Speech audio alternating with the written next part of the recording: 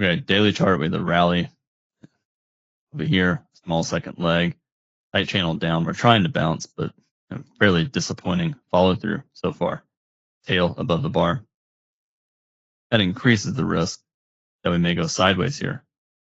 Bulls, they need more buying pressure. They're still hopeful that this is the start of a breakout, and if we do pull back, we'll find buyers and bounce. Let's see here. We have a bear reversal bar on bar one. We gapped up on the open, and we sold off on bar one. That's good for the bears, but realistically, even though it's good for the bears, probably buyers below. We're too close to the moving average. And I suspect the odds are the downside is, at this point, I expect the downside is probably going to be limited. Reversal bar on two, strong enough bull bar. I think we're likely to get a second leg up, so that's good for the bulls. And then three, we formed a fairly strong upside breakout. Consecutive bull bars 2 and 3. I suspect buyers below in a second leg. And then outside down 4. 3, 1 was a strong enough bear bar. 4 is a small second leg. But after 2 and 3, I suspect buyers below and a bounce. 5, bull bar closing near its high. Good for the bulls. It's the second leg up after 2 and 3. But I suspect we're going to have limited upside. We got a second leg down on 6, but not a great sell below 5, not a great sell below 4, plus a tail below the bar. Looks like we're going to start going sideways. 6, we have a bear bar closing on its low, or 6, I mentioned that below the midpoint, or closed at the midpoint. 7, bull bar, good for the bulls, but forming a triangle. And that triangle increases the potential that we're in breakout mode. And then 8, we have a bear bar outside down, good for the bears, likely to go sideways and bounce. 9, we have another inside bar, pretty much breakout mode at this point. Better to wait and see what the breakout looks like. Then 10, good for the bulls. 11, good for the bulls. Consecutive bull bars. I suspect buyers below and some kind of second leg up. 12, now we have 3 consecutive bull bars. 4 consecutive bull bars if you count 9, with 10, 11, and 12. That's good for the bulls. Probably the first reversal down. It's going to be minor. 13, breakout below 11, but I suspect we'll probably get a second leg up. And then we tried to rally, but we sold off on 14. And we have a doji. That's enough of a doji that I suspect that there's probably buyers not far below. 15, bull bar, good for the bulls. Probably going to go at least a little bit higher. And 16, follow through consecutive bull bars. At this point, you have to think we're probably in some kind of a small pullback trend or type bull channel. And although we don't have a clear open gap here, it increases the risk that we may end up going higher. 17, doji, not a great sell, probably buyers below. 18, outside up, good for the bulls, probably going to go at least a little bit higher. And then 19, consecutive bull bars. I still think buyers on a pullback and a bounce. And then 20, we have a doji, not a great sell, probably buyers willing to scale on lower. And 21, bull bar, good for the bulls, may go a little bit higher. 22, follows through. But at this point, it's a series of consecutive buy climaxes, bar from the moving average. And that increases the risk that we're probably going to pull back. I suspect at the minimum, we'll probably test down to the moving average. We may have to go sideways for several bars and draw the moving average closer to the current price. At this point, because of the consecutive buy climaxes in a parabolic wedge, I suspect we may go sideways, but we may end up dragging the moving average up to the current price. Then we got a decent bear bar on 23. That's a strong enough bear bar that will probably go at least a little bit lower. And 24, consecutive bear bars, 23, 24. Strong enough that I suspect sellers above and a second leg down. 25, we have another bear bar. We had a strong bear bar 24. Basically a pause 25, but not a great buy signal bar for the bulls. That increases the risk that we're going to go at least a little bit lower. And then 26, another bear bar. With 4 consecutive bear bars, I suspect the downside is limited. And we'll probably get some kind, even though I suspect the upside is limited, but because of the moving average and the market being at support, I also think the downside is limited. You'll have bulls buying, scaling, and lower. Outside down 27, but not a great bar for traders to sell. Looks like we'll probably bounce. And then 28, bull bar. We have a parabolic wedge, 24, 25, and then 27 or 28. Makes me think that we'll probably try and reverse up. strong enough bull bar with bar 29 that all the bears who sold down here are trapped into a losing position. And that makes me think we'll probably bounce. 30, we have a bear bar. Even the bull, but the bears who sold down here, I think they'll be pretty quick to get out. You have bears trapped into losing shorts who sold and scaled in. You have bulls trapped out of losing longs. Increase the risk that we'll probably find buyers. Bull bar 31, second leg up for the bulls. That's good for the bulls, but we may have to go sideways for a few bars. I still think 29 is strong enough that we'll likely go higher. And then we had a bad high one by 33 with follow through 34. But the bears, they need a clear downside breakout. And then we had a wedge, 3 pushes, 30, 33, and 35 with a doji. That's really not all that ideal.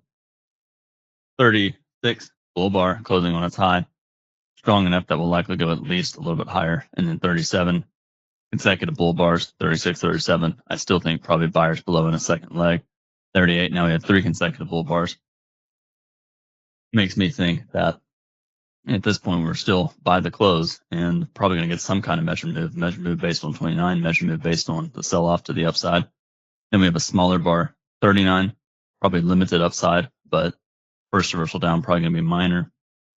Doji 40, so a sign of hesitation.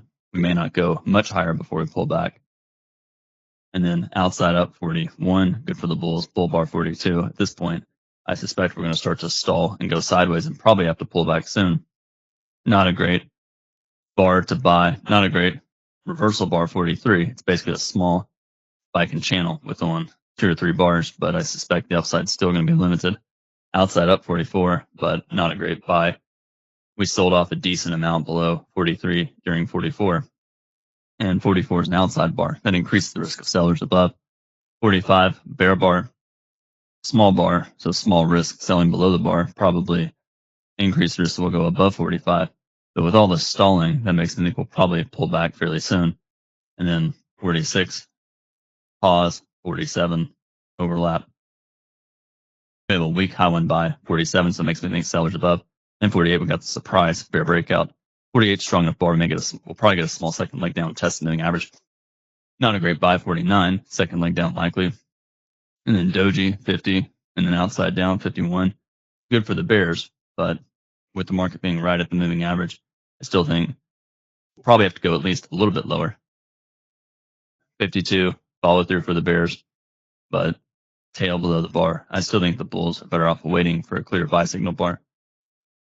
And they never got it on 53 doji. Makes me think that we'll probably end up getting some kind of bounce, but we have a small gap here and then a gap here. And with 3 consecutive bear bars and a weak buy signal bar on 53, you have to wonder if the bounce is more due to trapped bulls buying the moving average, or 51 low trying to scale in. And so it's possible that those bulls get trapped, and that's what happened with 54.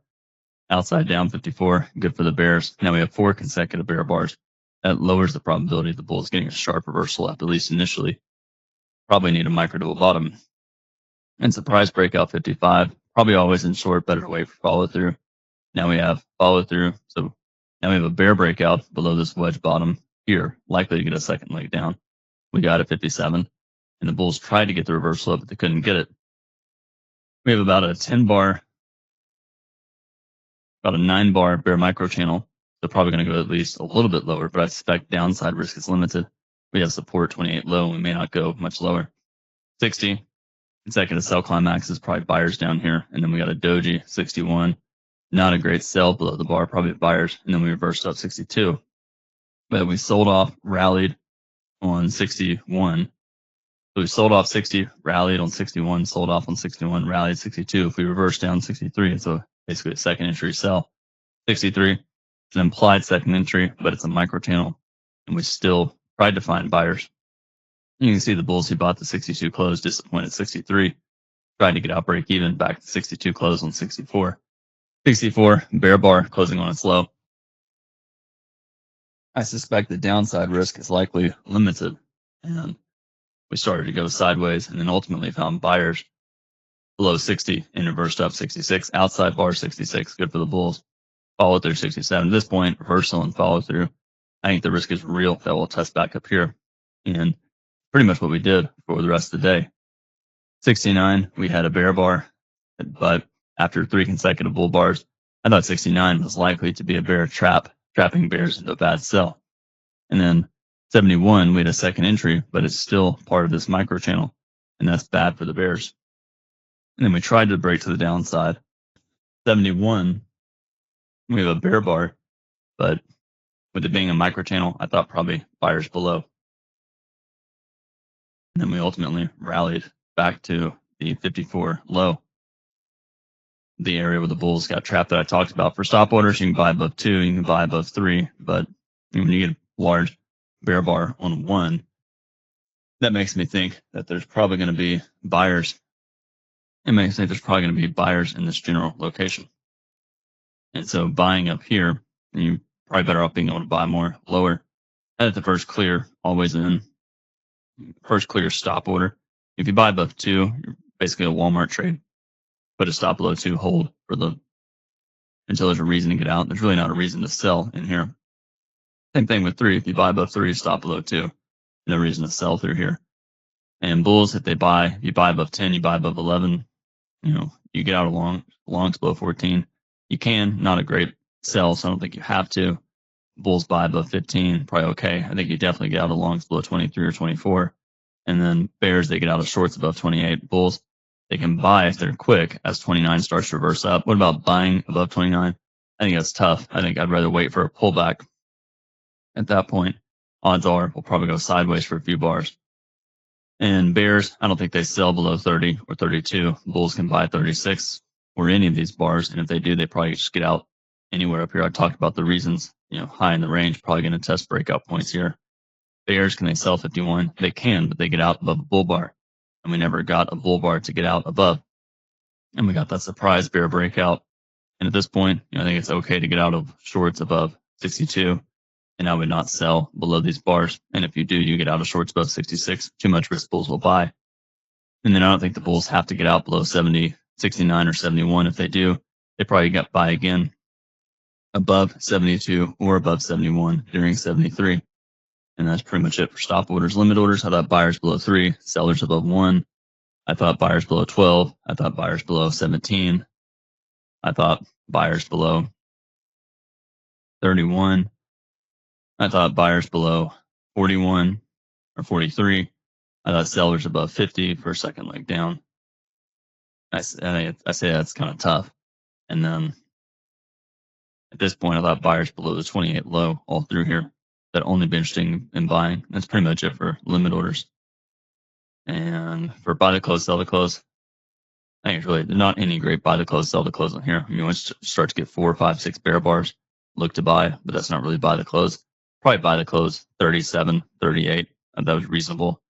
Arguably sell the close 58, or 56. But again, I made the comment. I talked about how I was more interested in looking to buy with where we were context wise. I think it's tough to sell here. Maybe buy the close 74, 75 if you're quick, but late in the day, that's tough. Questions? Brad, about Walmart trades, at what point do you know that it's a Walmart trade? Well, a Walmart trade is just a potential swing trade where it's likely to influence the market for a lot of bars, which means it's likely to influence the market for a good period of time. And it's got the potential to get multiple times your risk. So a Walmart trade is something like bar 2. You buy above 2, stop below 2, and you just, as Al says, go for a walk. And there's no reason to get out here, no reason to get out here, and then at some point you just get out below this bar. Or, if you really want to trade the true always in, this is a minor reversal. You expect to retest the highs. There's no reason to sell here. And then at some point, 2 large legs up, you get out of shorts. You can get out of long somewhere up here. But I think it's tough to hold long through this. But a Walmart trade is one where you have the potential of a swing. Most swings end up becoming minor reversals, though. Someone says, I guess I'm trying to understand if there are buyers, then what makes a bar like 14 a doji? Okay, so what makes 14 something like bar 14 a doji? Well, think about the logic. The open of the bar rallied all the way up here and then sold off. If 14 was such a strong sell, then it it would have gone straight down. The best sells are ones that were this. This is a good signal bar. As soon as the bar opens, it immediately rallies in a strong way, trapping all the bears down here. What did this trap? This rallied up here and then just sold off. It's not changing the overall structure. This bar right here is a good reversal bar. Bears sold, and then we triggered the sell and then immediately reversed up. That's a strong reversal bar. This is just a doji. It's trading range bar. Tim said that if a bear can break several higher lows on the chart, most likely bears will be aiming for a measured move down. If we treat 77.35 here as the first higher low the bears have broken today, does that mean a measured move to be something around 77.14? I think for me, I guess I see what you're saying. I think I didn't see what Tim said in the comments, so I'm 100% basing your comment just based on what you're telling me. But basically, so I'm going to take Tim out of it, and basically what you're asking is, just because I don't know exactly what he said, but basically what you're saying is, this is the most recent higher low. Market rallied up to here. If this fails and we fall below it, is it reasonable to fall for a measured move? It's possible. It takes you right to the open of the day. Think about the logic. We rallied and then we sold off here, so it's trying to form a double bottom. And if the double bottom fails, we may fall for a measured move. That's all true. I think the problem with that argument is that I think 28 is a more important higher low. And 35 is a minor structure. It's only a few bars. And look down here. This sold off sharply and then reversed up strongly. This trapped a lot of bears in the wrong direction. And because of that, I think it's a more important higher low for the market. The other problem is most of the time at this point, the market's already sold off so much that a trading range is much more likely than the start of a trend. And it'd be different if you had a higher low up here and you could fall for a measured move down. But at this point, expecting the market to fall significantly below this, you have the 28 low here, you have the open of the day, all of those likely to lead to support. Where do we go tomorrow? I think that tomorrow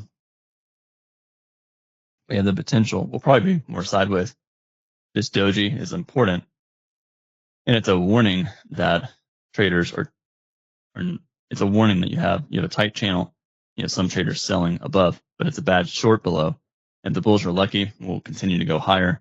But again, I think it's increased the risk that we go more sideways here, but we'll see. All right. Thanks everyone for hanging out, and I will talk to everyone sometime next week.